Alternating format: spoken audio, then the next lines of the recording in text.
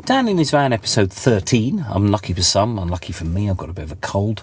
I'm going to talk today about audio quality and about various aspects and various sort of specifications that you may come across and you think, well, what does that mean? So there are all sorts of things: frequency response, signal to noise ratio, common mode rejection ratio, total harmonic distortion. You think, okay, all right, what do those mean and why are they important? Also about things like codecs, like MP3 and WAV, and what they are and what bit depth and bit rate are.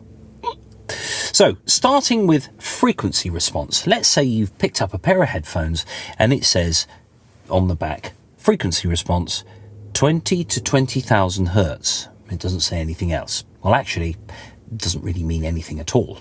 So just as an aside, 20 cycles to 20,000 cycles, that is disturbances of the air, which is what sound is what we can pick up. It's the human hearing range, and it does diminish as you get older. Not by much, but it does. And that being at the top end. Now, those headphones that say 20 to 20,000 hertz, really anything could happen between those frequencies, which is why some headphones sound different to others. It's all to do with the coloration of the sound. So you've got 20 hertz here and 20 kilohertz here, and the response might do this. So it might be deficient at 5 kilohertz, but quite efficient at 2 kilohertz. So you get a sort of a bit of a nasally sound, perhaps. The better bits of kit that you find will have something next to that frequency response that says plus or minus, and then a figure expressed in decibels. So, for example, my audio interface says 20 to 20,000 hertz plus or minus 0.1 decibels. That is really good, really good. My mixing desk, my old analog mixer, is 20 to 20,000 plus or minus 0.5 dB, which is still very good. But you might find things like my old Revox tape machine, and this is a piece of analog audio or analog storage medium, which says 20 to 20,000 hertz plus 3 dB minus 4 dB. So there's a 7 dB range around the zero line, which is the flat, which is what you'd ideally want. But you listen to something and you decide whether it meets your needs or not. A Shure SM58, some people say, oh yeah, great mic, so accurate. Actually, they're not. They have an inbuilt presence boost, which is at about 5 kilohertz, which means that your vocals can be heard over a mix. So that's the reason why a vocal mic sounds great with a band, but maybe a condenser mic wouldn't. That's more for recording. And there are two different designs. My AKG C414 condenser mics have a frequency range of 20 to 20,000 hertz, but there are some ripples along it. Not very much, because they're really accurate. They're called reference grade, which means that really every other mic can be compared with those. So you have also things like signal to noise ratio. Now this is important, and it's often expressed as a decibel number. So it might say signal to noise ratio 90 dB. You think, okay, what does that mean? That means that the noise, which is a hiss or little pops and clicks and bits and pieces, are 90 dB below the maximum sound that can be recorded.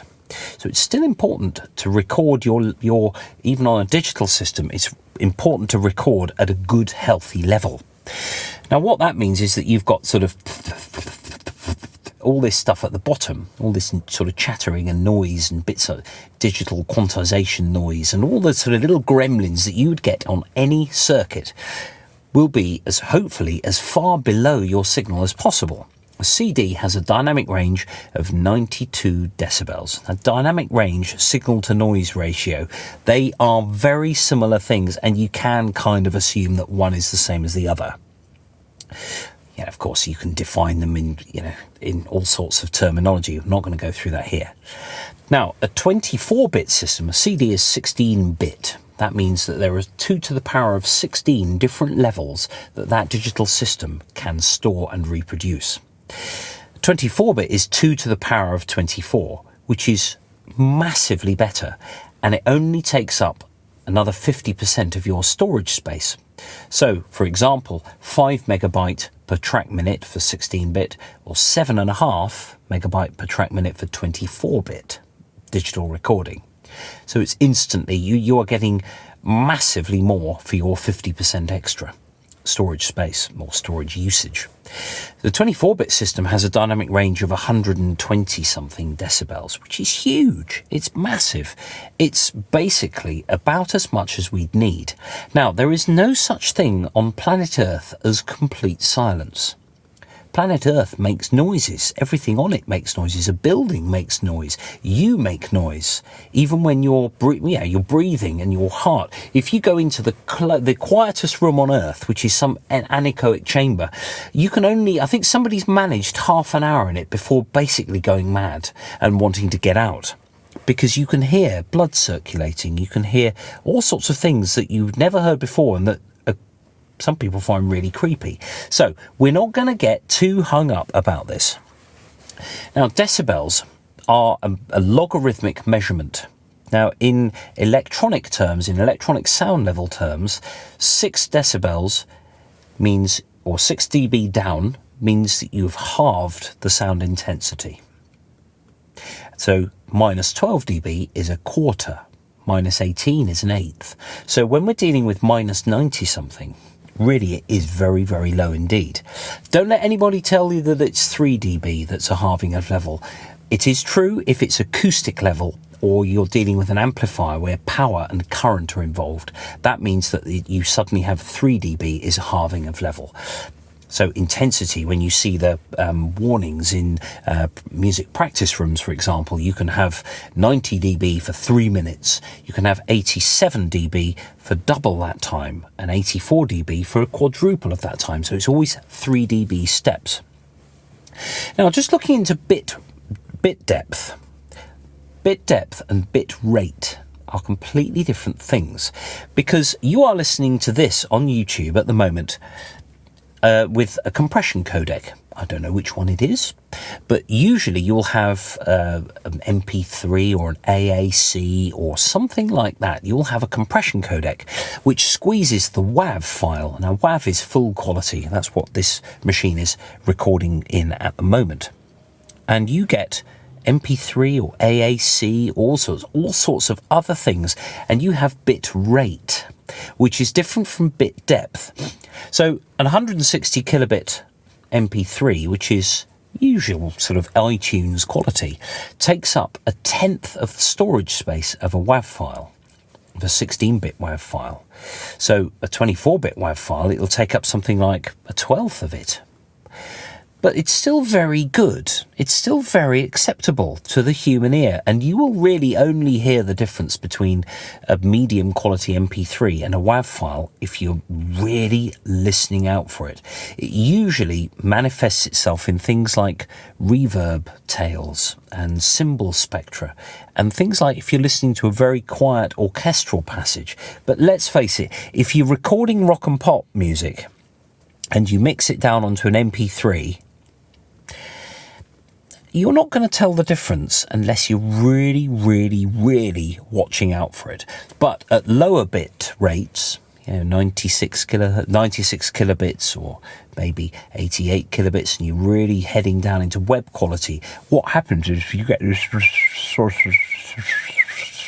that sort of sound with your top end, and it sounds really chirpy. So you've got to really avoid that. When you are recording on a computer system, 24-bit is the accepted standard, but lots of people still record 16-bit, and you'd find an engineer, they'd be hard-pressed to tell the difference between 16 and 24. But if you're recording orchestral music, or you're recording sound effects, or something that demands a really quiet, say you're recording, I don't know, the sea, or you're recording in a forest somewhere, and you want to capture that ambience, you really should have that 24-bit switch on. Generally speaking, it's pretty much automatic nowadays. Logic Pro X, I think you have to uncheck the box in order to bring it to 16-bit. I don't know, have a check in the settings. So you have things like common mode rejection ratio as well. Now that would appear on a mixing desk or an audio sound card. That's how good it is at rejecting the interference that will naturally appear on a balanced line. And that's really what it's talking about. It's talking about how it can get rid of the interference on a mic line. it'll express it in some decibel terms. So it'll be maximum volume level versus the bits that it's trying to get rid of. So the decibel level, although it seems a bit weird with having this minus 6 dB being half, minus 12 being a quarter, minus 18 being an eighth, actually it is how people work. That is why you should have your faders on your mixing desk at around 0 dB, because it affords you the finest possible control over your sound levels. The lower down the fader you go, the more coarse it is at those sort of volume levels. Now, things like, can you hear the difference between 0.5 dB lower and 1 dB lower? The answer is you can't, really.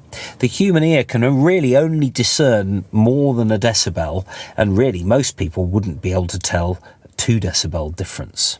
So that frequency response I was talking about earlier, that Revox machine, for example, having +3 and -4, actually it's not bad, really. We've got to hark back to the past to see really how much they achieved in the 1970s and 80s, and how much things are a bit going to pot because of all this compression that we're doing, all this listening on 99p headphones.